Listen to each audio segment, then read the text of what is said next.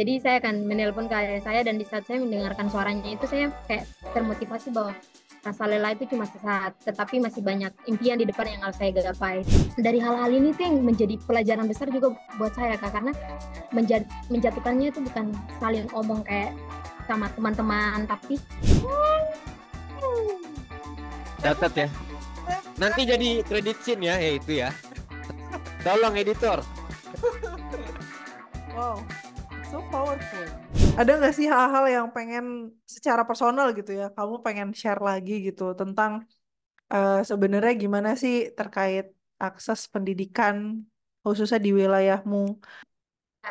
yang pertama itu Kak, terkait akses pendidikan di tempat saya, yang seperti saya sudah katakan bahwa di sana fasilitas diberikan oleh pemerintah menurut saya sudah cukup memadai, tapi sayangnya itu susahnya itu dari faktor guru, karena di sana itu hanya guru honorer yang dimana tuh saya juga sebagai seorang perempuan dan saya melihat bahwa guru honorer itu kebanyakan perempuan, mereka tuh banyak kendala yang mereka dapatkan di lapangan karena mereka digajinya kan per 3 bulan, sehingga banyak dari mereka itu memilih untuk kembali ke perkotaan, sehingga sekolah di sana itu tidak bisa berjalan tanpa mereka karena kan sekolah harus berjalan tuh tanpa seorang guru gitu, makanya harus dengan seorang guru.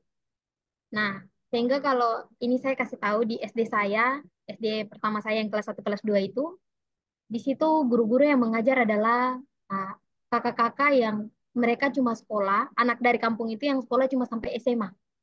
Tetapi karena tidak ada guru yang mengajar di sana yang notabene seorang PNS, mereka yang mengajar. Jadi aku kurang tahu mereka bagaimana untuk dibiayainya, tapi mereka itu pure membantu adik-adik di kampung tersebut. Nah, yang kedua, di saat fasilitas pendidikan di tempat itu karena tidak ada guru, mereka akan mencari ke tempat yang lebih jauh. Sehingga tadi saya bilang mereka di saat SMP dan SMA mereka harus berjalan kaki berkilo-kilo untuk hanya bersekolah. Nah, dari situ saya lihat setiap tahun kan saya liburan ke sana. Di saat saya pulang saya lihat bahwa wah ini semakin hari, semakin tahun banyak ah, adik-adik yang mulai tumbuh dan mereka juga punya keinginan besar untuk mereka mempunyai keinginan besar untuk sekolah lebih tinggi, tapi sayangnya dibatasi dari akses-akses ini.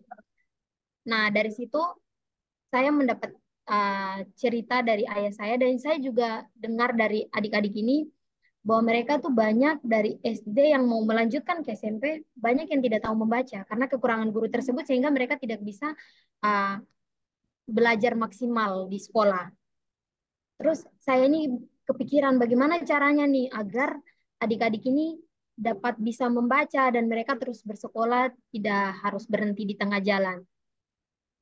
Terus pas saya ke Manokwari, di saat saya kayaknya nih ada kayak perpustakaan di sini, tapi bagaimana caranya untuk saya dapatkan buku karena saat itu saya belum terlalu tertarik. Tetapi saya mulai mempunyai keinginan kayak sedikit-sedikit ke sana begitu kan. Nah, dari situ pada saat pertama kali saya mendapatkan beasiswa KIP, uangnya saya terima, ya saya bilang, di salah satu toko di Manokwari itu dia menjual buku-buku anak-anak. Sehingga saya ke sana, pas saya cek, oh ini bisa nih dipakai untuk mengajar. Terus saya beli peralatan tulisnya, terus dikirim ke kampung. Sampai di kampung, ternyata adik-adik ini tidak terlalu tertarik sama buku ini. Yang lucunya itu kan di rumah saya kan pakai papan di dapurnya. Itu di papan itu tuh mereka nyoret. Ayah saya tulis A, B, C, baru mereka itu di depan papan itu mereka baca. Jadi dapur saya tuh penuh dengan coretan arang. Mereka tuh pakai arang. Oh, keren, keren, keren. Jadi karena itu dapurnya, terus di sebelahnya itu kamar mandi. Jadi di saat ayah saya dalam kamar mandi pun nanti mereka nanya, mereka tuh panggilnya kan Tete. Tete ini bacanya apa? Padahal itu ayah saya lagi di kamar mandi. Jadi di sana saya mulai berpikiran, kayaknya kalau dengan buku ini agak susah untuk mereka. Jadi ya saya bilang, kayaknya kita harus pakai papan tulis gitu. Sehingga kita pakai triplex Kak di sana. Tapi Hmm. menjadi komitmen saya dari saya lihat tahun pertama pas mereka mau mendaftar ke SMP ada 2 orang yang bisa membaca. Di situ ayah saya karena sangat senang. Terus ayah saya berpikiran untuk melanjutkan. Jadi kadang ayah saya itu yang harus mencari nafkah, kan ayah saya melaut. kalau anak-anaknya sudah datang ke rumah dia tidak bisa ke laut. Pasti kayak Tete kita belajar kayak gitu. Best.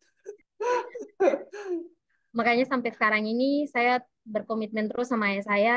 Biasanya hampir 1 tahun sekali itu saya kirim buku untuk ayah saya bagikan kepada mereka.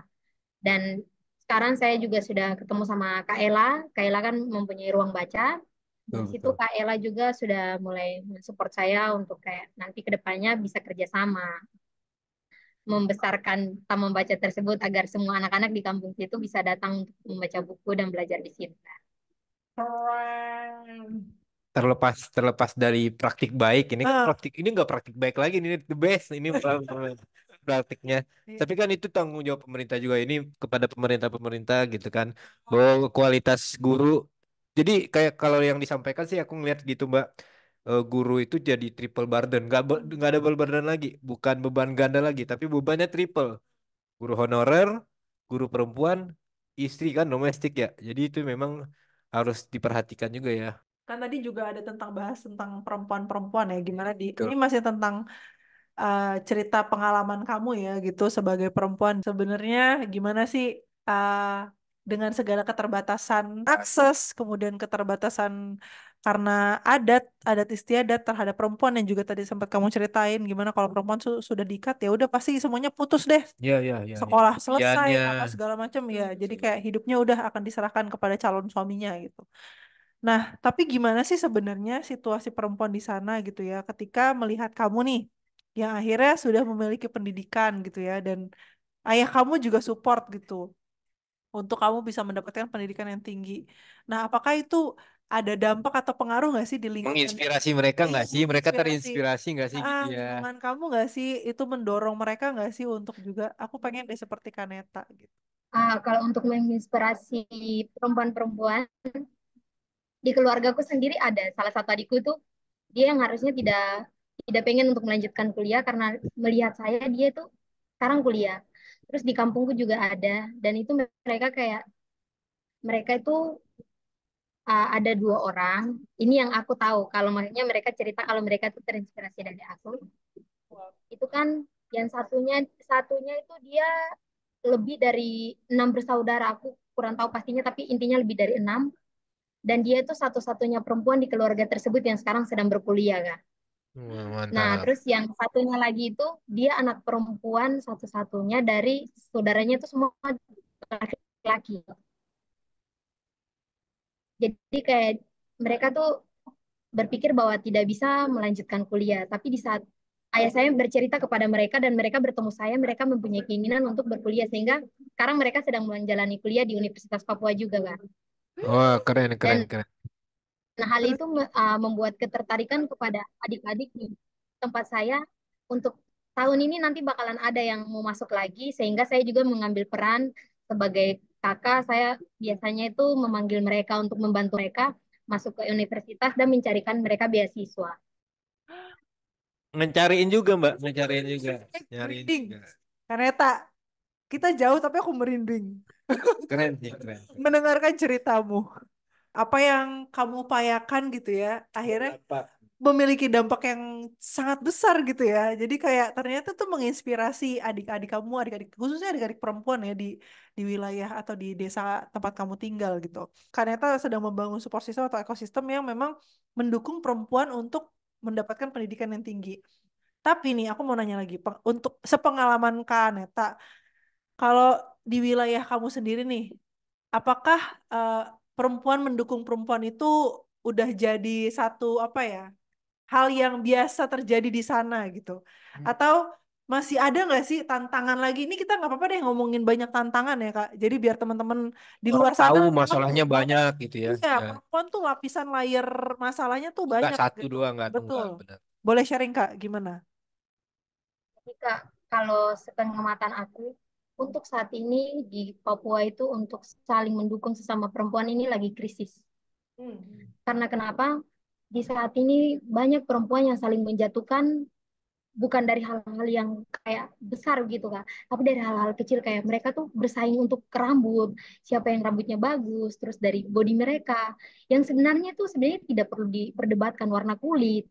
Hmm. Nah, dari hal-hal ini tuh yang menjadi pelajaran besar juga buat saya Kak, karena menjatuhkannya itu bukan saling omong kayak sama teman-teman, tapi itu sampai di sosial media dan itu di tren di TikTok dan Facebook itu memang sangat masif dengan Instagram juga kan.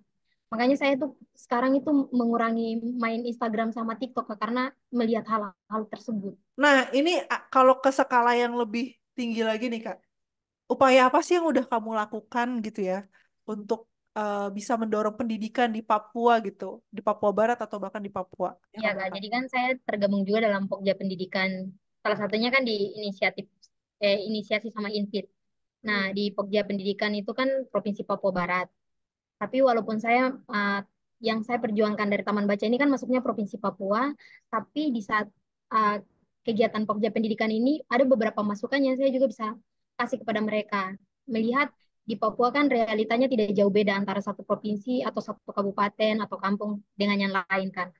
Nah, sehingga dari sini saya juga mendapat banyak uh, inspirasi, banyak apa namanya pelajaran bahwa dengan Pokja Pendidikan ini saya bisa membantu orang-orang lain di mana aspirasi mereka itu bisa diangkat ke tingkat yang lebih tinggi dan itu dalam tanda petik itu pastinya akan dijawab begitu.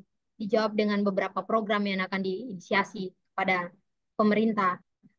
Sehingga diharapkan dengan Pokja Pendidikan Provinsi Papua Barat ini dapat meningkatkan pendidikan di tanah Papua, khususnya di Provinsi Papua Barat, Kak. Apa ya, orang-orang mendengarnya tuh dari perspektif orang-orang sini aja, orang ketiga, Iya. tapi jarang gitu loh langsung mendengarkan ceritanya tuh atau pengalamannya dari teman-teman perempuan sendiri gitu ya dari Papua. Jadi kita tahu sekarang kan gimana sih sebenarnya kondisi dan situasi ini aja baru di satu desa, woi, Belum di baru di tempat lain ya. ya belum ini baru di desanya Kaneta, ini Kaneta cerita belum lagi nanti di daerah Papua yang lain-lain gitu ya, belum lagi mungkin di Sulawesi di mana gitu yang mungkin nanti bisa kita jangkau gitu ya cerita-cerita dan pengalaman perempuannya. Noted, noted, noted. Selain itu, kamu ada pertanyaan nggak, Nanas? Halo Kaneta, aku Nana. Sebenarnya aku pengen tanya sih, apa ya, ketika Kaneta ngejalanin proses ini kan pasti ada rasa lelahnya gitu ya. Nah, yang terus bikin Kaneta semangat tuh untuk bisa ngelanjutin eh, gerakan ini tuh apa sih gitu di saat lagi mungkin lagi jenuh-jenuhnya atau lagi males-malesnya itu kan pasti ada ya gitu. Tapi yang bikin Kaneta bisa semangat lagi, bangkit lagi tuh apa sih? Betul, betul, betul. Iya, Kak. Jadi yang pertama itu pastinya kedua orang tua saya, di mana mereka selalu tuh mendukung saya di saat saya capek. Orang yang pertama saya akan telepon adalah ayah saya. Karena ibu saya tidak mempunyai HP. Dan mereka tuh tinggalnya beda tempat. Jadi saya akan menelpon ke ayah saya dan di saat saya mendengarkan suaranya itu saya kayak termotivasi bahwa rasa lelah itu cuma sesaat, tetapi masih banyak impian di depan yang harus saya gapai. Terus kedua dari orang-orang di kampung saya, di mana saya berpikir bahwa kami di sana harus sukses sama-sama, apalagi yang teman sebaya saya dan adik-adik saya harus mendapatkan pendidikan dan kehidupan yang lebih layak daripada orang tua kami, begitu Kak. Yang bisa disampaikan pesan kepada orang-orang muda nih. Uh, Pesan. pesan saya itu, pesan saya buat ini terkhusus untuk perempuan di seluruh Indonesia, uh, apalagi yang di daerah Papua di tempat saya, jangan pernah mengubur mimpimu dalam menggapai pendidikan yang tinggi.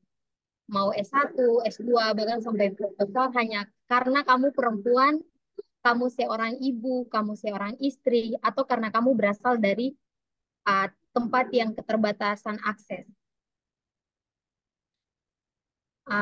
Sehingga jadilah perempuan yang berani, kuat dan mandiri, yang berjuang untuk masa depan agar menjamin kehidupanmu sendiri tanpa harus meminta tolong kepada orang lain atau kepada siapapun itu.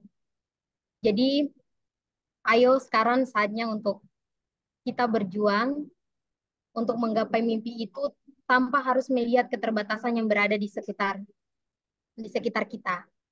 Nah, ini ada penutupnya, guys. Pantun, banget. Bukan pantun. Penutupnya ini khusus saya sampaikan untuk perempuan Papua dimanapun kalian berada. Ayo, sekarang bukan saatnya untuk melihat bahwa siapa yang memiliki rambut yang panjang atau pendek, memiliki body yang bagus, warna kulit yang bagus. Tapi saatnya sekarang untuk kita menjadi perempuan Papua yang berbuat, berkarya, dan bertindak. Tolonglah berikan guru yang bisa dijamin sehingga mereka di saat ditempatkan dimanapun di pelosok tanah Papua mereka dapat mengabdi untuk membantu meningkatkan pendidikan di Papua. Terus yang kedua terkait beasiswa yang biasanya diinisiasi oleh Pemda, Pemprov, dan Kementerian, tolong itu diselidiki kembali, dilihat tata caranya sehingga yang mendapatkan beasiswa tersebut jika itu tolak ukurnya adalah orang yang kurang mampu yang mendapatkan beasiswa tersebut adalah benar-benar orang yang tidak mampu. Akses transportasi itu kan salah satu penunjang untuk pendidikan juga sehingga untuk adik-adik saya di kampung sana yang sekolahnya berkilo-kilo itu mereka dapat pergi ke sekolah tepat waktu karena mereka jalan kaki itu berjam-jam sehingga mungkin pemerintah bisa kasih bus sekolah karena bus sekolah di tempat saya itu cuma dipakai untuk keluarga tertentu gitu kan.